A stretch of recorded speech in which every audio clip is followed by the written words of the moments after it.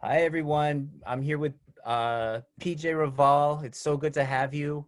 My name is Professor Michael Viola. I'm here with Freedom Allah, and we're interviewing PJ. And so I wanted to give you a chance, PJ, to provide an introduction of who you are, of where you came from, and primarily how your life experience, how has it informed the work that you do as a filmmaker, a cultural worker? Sure. Well, first of all, thanks for having me. I'm really excited about this. So some of my life experiences, yes, both my parents were born in the Philippines. They immigrated separately. Um, my mother in the late 60s, my father, well, actually both of them in the late 60s, met in New York City, got married, and stayed here in the United States and eventually had children. So I was born and raised here in the United States. I grew up, however, mostly in a small town in Central California called Clovis. Um, and Clovis during the 80s was very white, very conservative. Um, there were not many minorities. Uh, Certainly I didn't know any queer people growing up. And in fact, for the longest time, my family were the only Filipino family that I knew of in the town. And it wasn't until I got into high school that I started meeting other people who, were part of the Filipino American community. Um, so, I don't know how much it's changed, but I think it's, at least when I was there, it was a very isolating experience. And so I grew up always feeling like an outsider, right? For a lot of reasons, right? Like people didn't know the Philippines, so they didn't understand my parents being immigrants. I didn't understand it. I was queer, and that was really confusing.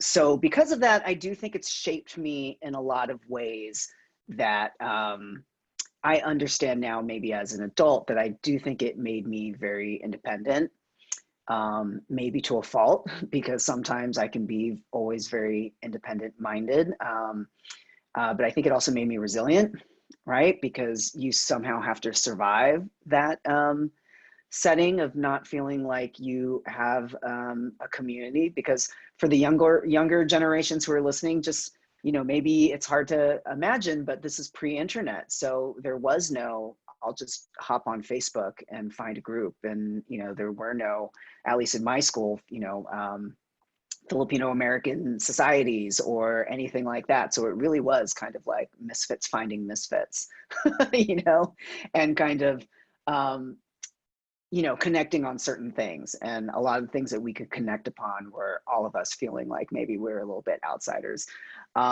So eventually I went off to college, like a similar scenario in terms of moving out of that space and going to another. I moved to San Diego, and I went to University of California, San Diego, um, which was almost the opposite. There were a lot of Filipinos there, right? And it was an interesting time to be there because I was also studying art. And so I kind of really got into art. And that's kind of, for me, being, working as an artist, or at least studying art at the time, I think was really influential for me to come out. And when I say that, I mean that in all ways possible, like coming out as a queer person, coming out as a person of color, coming out as someone whose, family are immigrants, a lot of things that I think I started understanding more.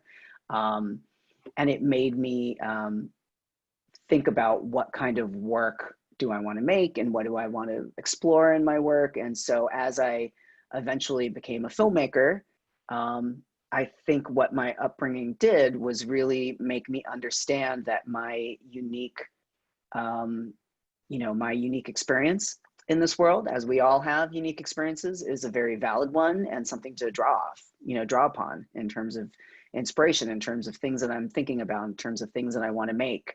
Um, so in a lot of ways, everything that I'm making, even though it's not, even though it might not be obvious or directly seem like it's about me, there's some kind of personal connection to I have to it. And when I look back onto my work, what I think connects it is this idea of people who are maybe underdogs, or people who are marginalized, within the marginalized, or people that I find inspiring because they're willing to stand up to a foreign superpower, for instance, Hmm. despite the situation. And I think a lot of that kind of goes back to my upbringing, right? Of feeling like you have to find your empowerment somehow. Can I, you, PJ, we talked a little bit about this. We share actually a lot more because my mom and dad immigrated from the Philippines and lived in New York. Hmm. Um, why did they move to why did they immigrate to New York? My assumption is, were they in the medical field? I'm wondering, and then also wanted to hear a little bit more in terms of like, uh, yeah, I grew up in the Central Valley, and there's a strong history that's undocumented still. That so much more needs to be done in terms of thinking about the radical solidarities of farm workers with Philip Veracruz. And it was a shame, like I never learned about that history of the Yeah. Mono, the farm workers in the Central Valley, a place that I call home. Like that's where I grew, that's where we grew up. Um, and so, yeah, like, uh, so where did you went to Clovis North, from what I understand? Not that I'm trying I went to, to Clovis High. Clovis There High, was no right, Clovis North when I was right, there. Yeah, there was just Clovis West, actually. okay. Um, yeah, it really is sad, right? Like it was only after I moved when people told me about Larry Itliong. I was like, who? Like I had no idea about the history of the Central Valley and the Manans. I did know a little bit about Japanese incarceration, that occurred, but certainly no Filipino or Filipino American history, which was really sad. And I was someone. I mean, I was, um, even though I was a misfit arty kid, like I studied and I was interested. And so whenever there was a history book and there was the Philippines mentioned, I looked it up, and really there wasn't much listed other than Marcos, you know, and then a couple things on TV about Imelda, right? And there was nothing about the Philippines being a former colony. There's nothing about, the military bases, offshore bases. I mean, none of that kind of stuff is, at least in the US history books or the world history books, for me growing up in, being public school educated in California at the time. Yeah. Hopefully it's changed since then. It probably has, but at the time it was not. To answer your earlier question, that's a question I've always asked. Why did my parents move to the small small town in Central California? My dad immigrated to the Philippines to get a master's degree.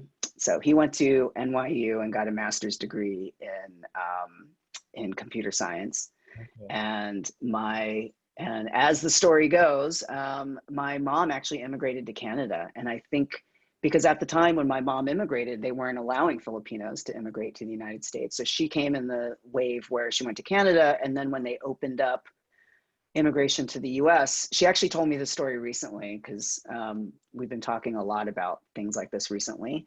I mean, I think every family is probably questioning a lot now because of the current state of the world and the United States specifically at this moment. But my mom said that, a lottery opened up.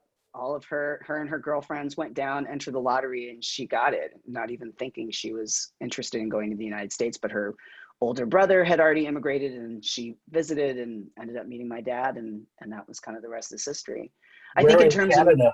Where in Canada were they? So Winnipeg? well, no, funny enough, I think my mom maybe first went to Winnipeg, but she lived in Toronto. She moved to Okay. Toronto and stayed in Toronto.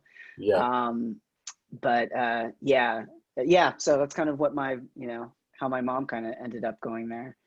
Can Um, oh, but what I was going to say is, I think the reason they moved to Central Valley is it was around the time period of like the 80s when, the West was kind of booming, and the West being California, right? There was this whole thing about, California moved to a house with a swimming pool, and palm trees and all that kind of stuff. And I think my parents moved as part of that kind of you know, that kind of mindset of like the American dream, right? And the reason I'm bringing it up is because it's something that I question a lot about now, you know, because growing up as a kid, I was always like, oh, well, my parents probably didn't care because they're immigrants anywhere they go in the United States. But no, I mean, I think they had to have a greater understanding of moving from a large metropolitan area to a more white suburban area.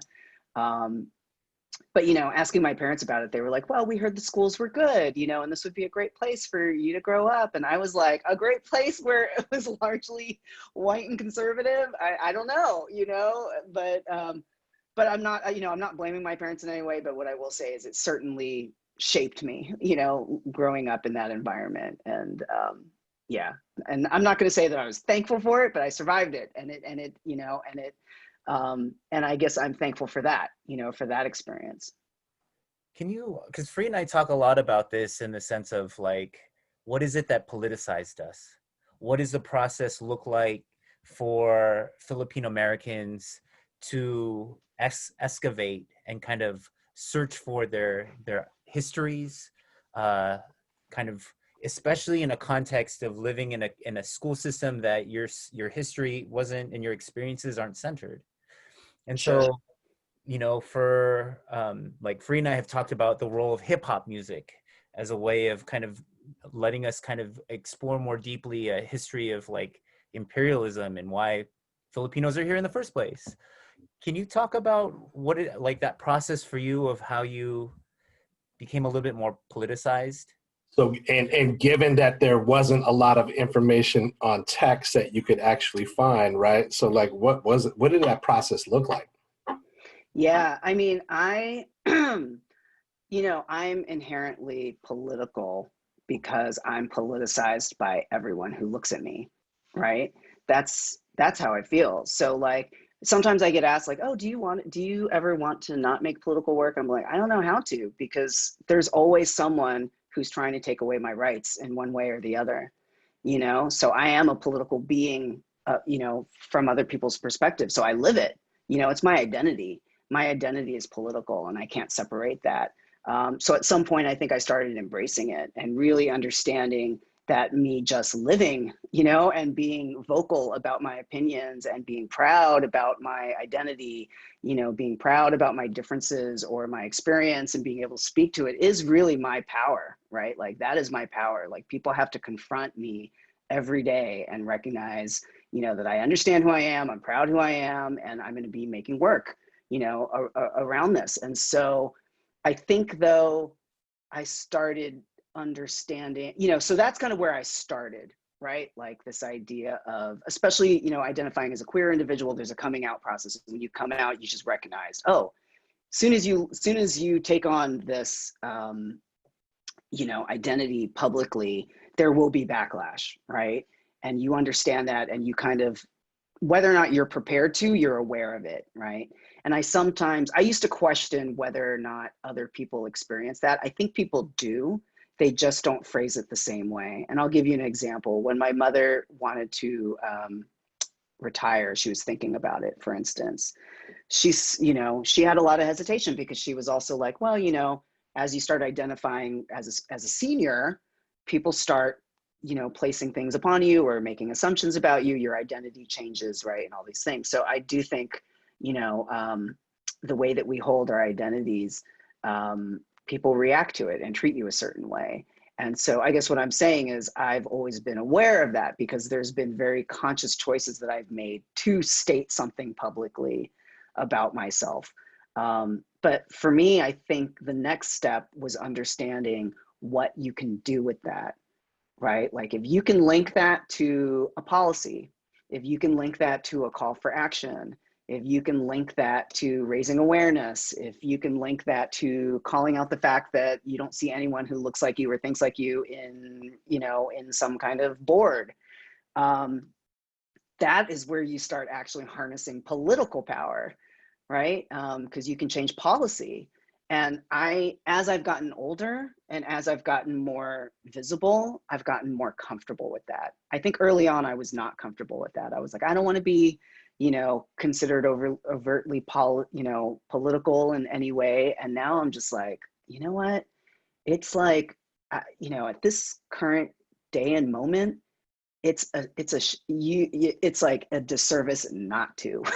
You know, it's like, you know, you have to, because again, there are so many people out there wishing wishing the difference. You know, so every day, you know, I am thinking about that in terms of, if I can make, you know, if even one thing that I post on Facebook, you know, inspires someone to vote, for instance, it's worth it. You know, hearing you, Freedom, saying that you're going around trying to, you know, get people to vote, that's awesome. You know, like, we should be doing stuff like that. And whether or not someone considers that political or not, you know, to me, it almost doesn't matter, because we're politicized no matter what, you know.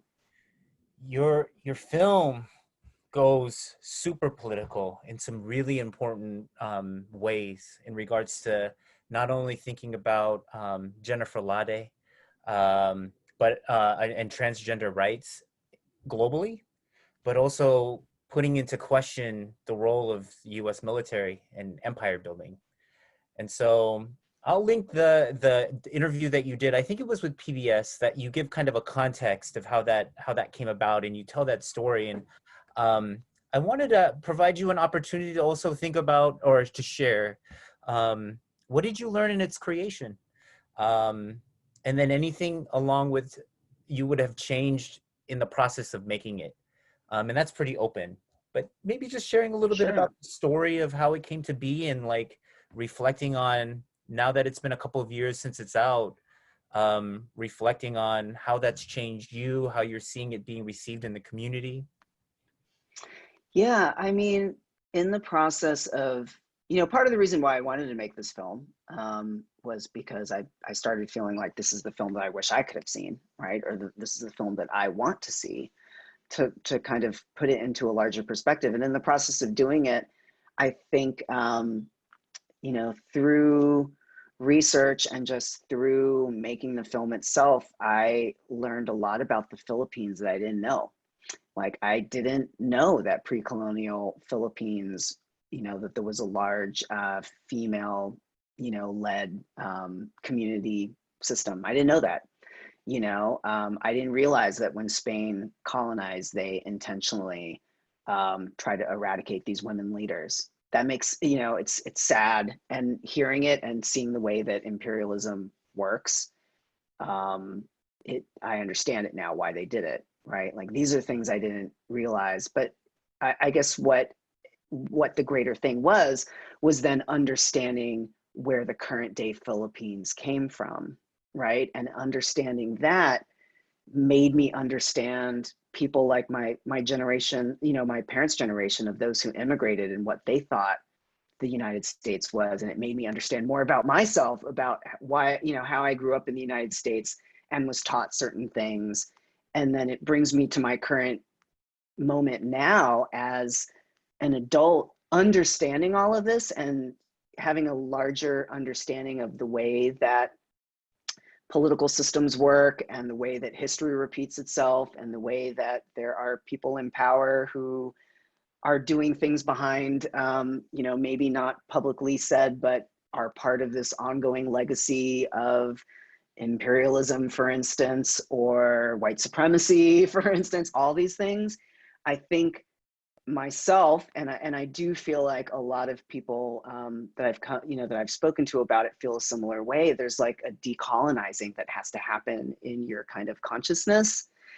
And I feel like that's what the film did for me. Like, kind of getting back to your original question, I wasn't expecting that. And to be quite honest, I don't even know if I was prepared for that. I was just like, you know what? I'm going to go in and ask these questions that I have no answers to, and I want to learn more. And I didn't realize I would come out the end of it being like, you know, it's important for me to say I'm an anti-imperialist. It's important for me to say, you know, that I denounce white supremacy, and see that, you know, when we talk about things like defund the police, are we talking about military too? You know, are we talking about the way that we, you know, military forces behave in the Philippines, for instance? Like, there's a lot of things that I think I kind of knew, but didn't fully I think, understand it until I made this film. And what makes me understand it is seeing the effects of it from people who live it and their lived experiences, right? And that's partially why I wanted to make the film, because I do think sharing lived experiences from people that you might not see their experience otherwise is really powerful, right? I mean, we always talk about how film can be a tool for empathy and understanding. And for me, it's always been that. But to answer your question, I don't think I realized it was going to change me as much as it did. So I'm super thankful for it. You know, I'm really glad you know, I made this film and kind of went for me this next transformation kind of process. I don't know if there's anything I would have changed. I mean, I think actually, you know what? I'll say one thing that I Okay. would have changed Okay. is not with the film itself, with some of the reception or the interactions I've had. So for instance, when I first started making this film, people told me, "Oh, nobody wants to see a film in Asia," you know, or people would tell me, "Only Filipinos are going to be interested in a film about the Philippines," you know, or you know, people saying, "Oh, I'm confused. Is this a film about the Philippines or a film about the United States?" You know, and all these things that people, you know, were so quick to either say it was a disadvantage or they didn't understand or anything. I've, you know, at the time, I think since I was still making it and understanding what it was, a lot of the times I let some of these comments slip, you know, just kind of like live like, "Oh, you don't understand it? Okay, fine. I'm just going to prove it to you," you know, but I don't know how much I actually said that to them. Like, "Oh, you don't get it? You know, well, you should, A, you're going to miss out. You should watch the film because you will get it." But I don't know how much I would have been willing to say, B, go learn something, educate yourself then, you know, because don't give me an uneducated opinion and then have power over me because of that. You know, it's like, no, you need to educate yourself first before you say something like that, first of all, you know, and I should call you out on it more. And I think I was a little hesitant to, because I didn't really fully understand everything myself. But now, so now in hindsight, yeah, I would have called out a lot more people along the way in the process of making this film.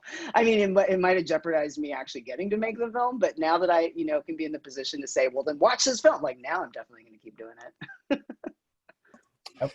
I love that. So, you know, it sounds like in like the truest sense of education, right? It was like a dialogical process. So you went in with a question, and you had some assumptions in terms of like what answers that you were going to get, and then your mind was blown in terms of like everything that was, you know, maybe unearthed, uncovered, right? And so not only were you producing material for us, you know, as a general public to educate ourselves, but you were also educating yourself, right? And that reminds me a lot of our roles as educators or as artists like yourself.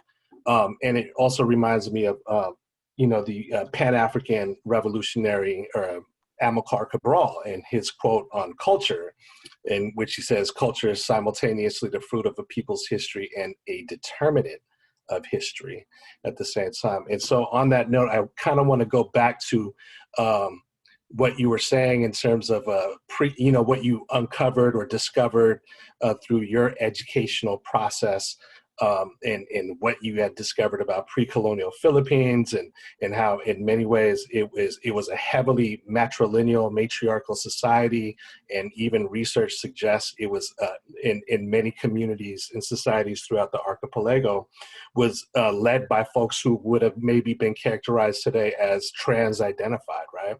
And so with that said, just, you know, I'm curious, and I would love folks to hear about your perspective on this emergence of this, what seems to be coming out of the diaspora, and more particularly out of the United States, this concept of Philippine X. Yeah, Philippine X. I will say I love X, just the idea of X, right? X for me has a lot of connotations, like Generation X. X to me is kind of punk. unknown, Malcolm X, X for X chromosome for women, right? And female attributes, so there's a lot of power, I think, to the X itself. But, funny enough, when Philippine X first came out, I was unclear about it. I had started seeing the term Latinx, which I started understanding. And so I'll be honest, the first time I saw Filipinx, I was worried. I was like, oh, is this like appropriating this idea of gender, the OA. And around the same time, I happened to be in the Philippines, and there were some Filipino friends around me who were like, oh, Filipinx is terrible because we're all Filipino. There is no gender to siya, and very like, don't, if you start taking this Philippine X, it's, you're taking on this colonized view of the Philippines and we should just reject that. And so I was really confused about it, to be quite honest. But more recently, I've been using it and embracing it. And here's why. And first of all, I've been kind of using it in the context of describing myself as Filipinx American, because I think I do agree. For me, using it, it comes from an acknowledgement of me being part of the diaspora, me growing up in the United States. I can only speak to my identity and my experience, so I've been using it as Filipinx American. But what kind of started doing it for me, to be quite honest, was having to write my bio, and see writing like queer Filipino American. Like, for me, embracing the word queer is deconstructing these ideas of binary and gender and all these things, and just say, hey, look, we get it. There's sexual identity, there's gender expression, gender identity. So if we use this term queer, right, it's an all-inclusive kind of term that gives a nod to the fact that you're thinking about it, you're aware of it, there's a spectrum, you're somewhere within here, right? But we're not placing this upon you in any way. Because some of us, and for me, there is a little bit of a difference between saying LGBT community plus the queer community, right? Like, I think the queer community, when I use that word, it signifies a way of thinking, and it signifies a way of being. And so for me, I started thinking about that with Filipinx, right? Like, Filipino American, yes, I can see that for myself in terms of someone describing it, but I think Filipinx, I think describes me greater, because I think it goes into the fact that hopefully it's indicating that I'm thinking about it and I'm putting the X there intentionally, and I want you to think about why I put that X there. And if you are thinking about if it's colonized or decolonized, whatever, it's getting you to even think about that in the first place. No doubt. Yeah. So I've been embracing it more for those reasons. And for me, the X now is kind of like, I've also embraced saying LGBTQ plus. I love the plus because it just says, look, there's going to be more. I might have missed some. There might be something that's not in here, but I'm recognizing there's more. And now I love the X because it's a little bit of the unknown more. And it just signifies an evolution, like Filipino 2.0. or like something. So I personally am liking the X. I don't think, though, but I'm also of the mindset we should all just choose our own, right? Sure. Like, we choose our own gender pronouns, right? How we identify, how you describe yourself. So are you Filipino American? Are you Filipinx? Are you Pinoy? Like, Pinay? Like, whatever you want. Like, I get it. It all falls under a family of. I just think, for me, Filipinx is kind of where I'm going with it. Can I just say something real quick, in the sense of it's connecting to what you said earlier about what you would have changed, and how you would have not just accepted some of the reception of like, oh, this is just about the Philippines, or Filipino Americans would be interested in this story. And it's connected both in terms of US imperialism, but then also this question in terms of like our identity, is a question about, and it's a story about, also about America and the United States. And it's like, what does it mean that so many people don't know the story and the struggles of Filipinos who have been colonized by this country, and is also why there are so many Filipino Americans here. And what I really love about what you're just saying is, and it's connected to your story, is like once you began to question one thing about, why is it that it's so hard for me to be in this community in the Central Valley and feel so different and so othered, that it opened up the platform for you to question so much else, so many things. And Absolutely. so what I really appreciate in terms of making this connection with Filipinx, is what you're also doing is you're really inviting questions about, if we are going to embrace that name, then we're also going to, and we're going to question and critique, and imagine new ways or identities. It's also imagining and critiquing the military, and the roles of, like, this is also embracing like Jennifer Lade, but also Chelsea Manning, and the role that these questions and these stories are not only pushing against identity, but also calling for greater struggles. And so thank you for your work, and thank you for sharing that. Yeah, Thanks. that was actually exactly where I was going. You're actually helping me inform me leaning more towards identifying with the Filipinx. I love the reference to Malcolm, and as we know from his politicization and his phasing of his politicization, the X was adopted, as part of his incoming into the nation, and the X is a sign when you identify that you actually don't know your roots because of the history of slavery, right? For the Black community. But we also know that later he was able to identify and define who he was by taking on El Hajj Malik Shabazz as his name.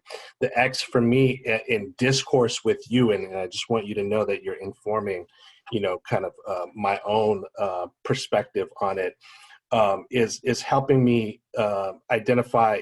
I love identifying as like replacing Filipino American with Filipino X or Filipinx, right? Because I've never been confident or comfortable with Filipino American, right? And the X, it symbolizes so much.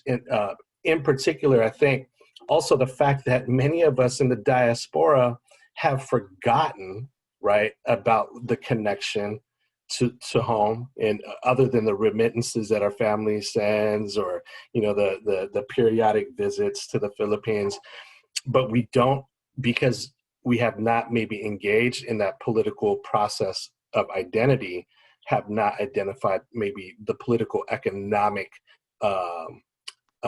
objective conditions that force the economic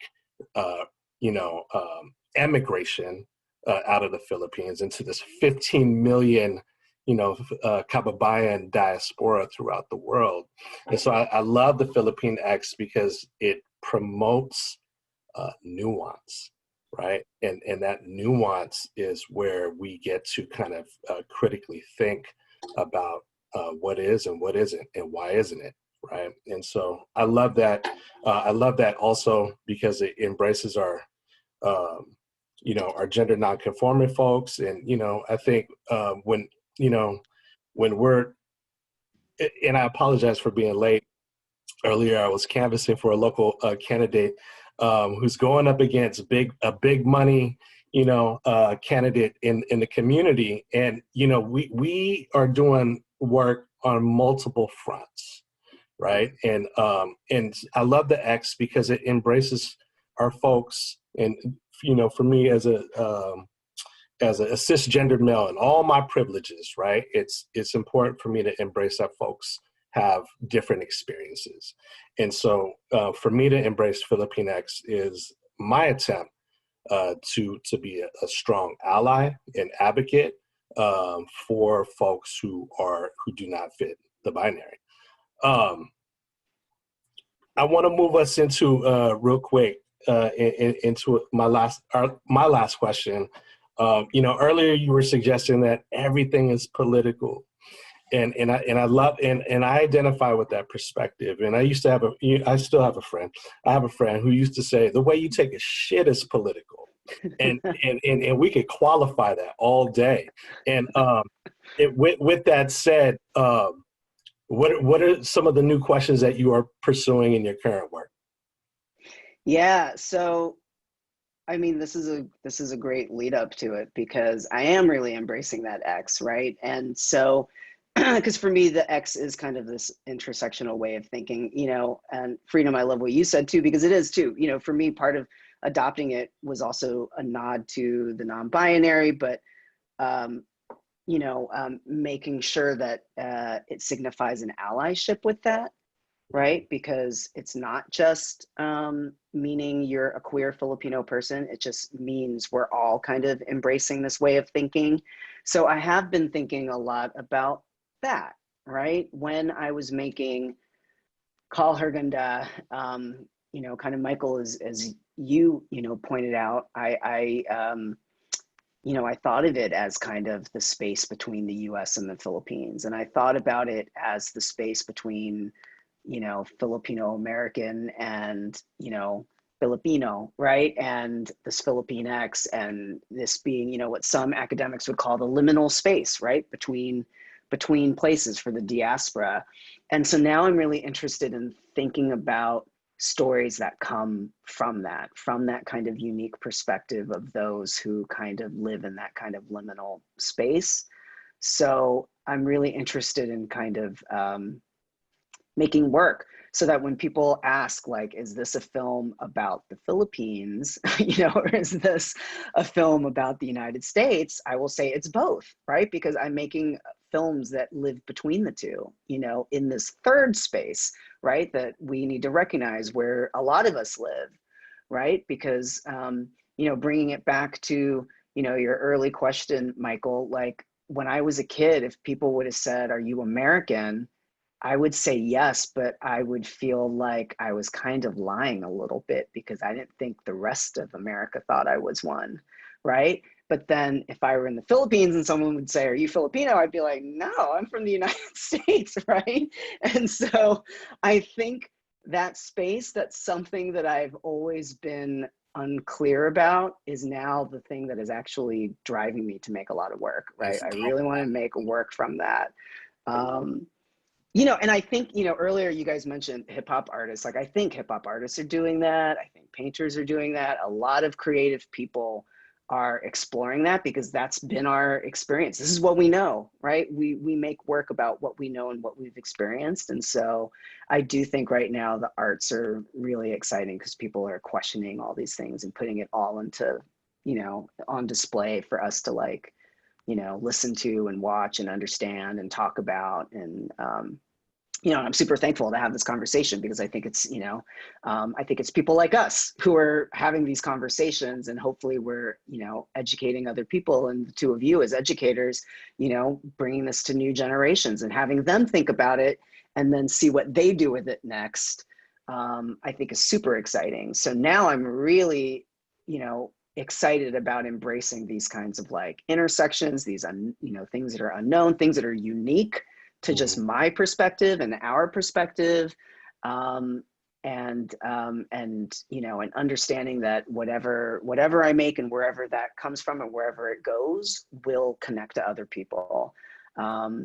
And kind of going back to what I said earlier, rejecting any thought like it's not American enough, or it's not Filipino enough, or it's not whatever. It's like, it's not supposed to be any of those things. It's Yeah. supposed to be this new thing that connects it all, right? Yeah. Because that's what my identity has done. It's connected it all. Yeah. My parents came from the Philippines. I grew up in the United States. All these kinds of things. It's like, Mhm. I want to embrace that. Bang. I mean, man, that's such a powerful statement, that your identity connects it all. It reminds me actually of the development of the identity of Filipino, right? Filipino at one point in time was used to refer to the Spaniards who were born in the Philippines, distinguishing the difference between the Peninsulares, who were actually the Spaniards who were born in Spain. But in 1896, when the revolution emerged, they were like, fuck that. We're all Filipinos if you're fighting for national liberation. And that connected initially, the 8 initial provinces, as the story goes, of the Katipunero, crews in the different provinces linked up, and that began the revolution. And so I love, that statement in terms of identity connects everything. But just real quick though, just a sample. What's next? What's next for you? Sure. So actually, I don't know when this is going to come out, but on this Sunday for me tomorrow, which is October 18th, I'm previewing a new project that I'm making called Kapwa, right? Which, if those listening are not familiar with that term, right, it's a Tagalog term, which I mean, I'm sure we could all define it in different ways, but I've been defining it as like togetherness, or the kind of like bond between us, right? That can't be broken between Filipinos, which I really love that idea. So it's a series that I'm kind of experimenting with that follows Filipino Americans during COVID-19 and kind of the conversations it inspires with family members. So during the Center for Asian American Media Fest, CAMFest, on Sunday, we're screening one episode that's a work in progress. Oh, that's here. That's here in the Bay. That's here. Yeah. Yeah. Okay. So Snap. if you can check it out. Yeah, it's the Tight. story of a young Filipino woman in Texas graduating. Like Okay. graduating from college. And so it's her experience graduating from college under COVID-19. Oh, dope. Yeah, I heard they're doing like drive-in film showings, and I might need, okay, I'm gonna look into that. Yeah, it's going to be, and I think it might be online. So they're going to stream it also online. And I think there's a drive-in component. So yeah, so check it out. So I'm doing that. I'm working on a project right now. I've got several projects that are not public yet, but the other project that is public that I'm talking about is one called In Plain Sight, which I hope people check out. And if they're interested, they can go to the website xmap.us. See, there's the X again, right? xmap.us. And what it's a project about is, it's super cool. It's a collective of artists protesting immigrant detention. And what the artists have done is we've sky typed, using like planes that write messages in the sky. We've sky typed messages over areas and centers of immigrant detention to draw awareness to the fact that they're there in plain sight, and then just, and just to, protest the immigrant detention and culture of incarceration surrounding it. And it's an ongoing project. So I've been working on that, which is super cool. And talk about, allyship and solidarity. Like it really, this project in particular is like pretty amazing. It's like people from all walks of life, some who are undocumented, some who are immigrants, musicians, artists, filmmakers. I mean, it's really a cool collection of people, several trans and non-binary individuals. So it really is kind of like how immigrant detention and that process really pulls everything into kind of perspective, right? Of all of our identities. Man, that's dope, man. You got a lot of high-powered work that's happening. It was really happenstance that you and I met and just a couple weeks ago. And so I really appreciate, the opportunity, the privilege, really the honor to have this conversation with you and in our future conversation in a couple of weeks. Yeah, so I'm looking forward to democratizing this conversation, this dialogue with Balboa community, with the Bay Area community, with the St. Mary's College community on October 29th at 7 p.m. Pacific, 9 p.m. Central. And so I'll share the link, but I'm going to go ahead and again just say thank you. PJ, you are a gift to our community. The work that you're doing is so important and is offering hope right now, which we so desperately need. So I'm going to stop the recording right now. And yeah. Thank you.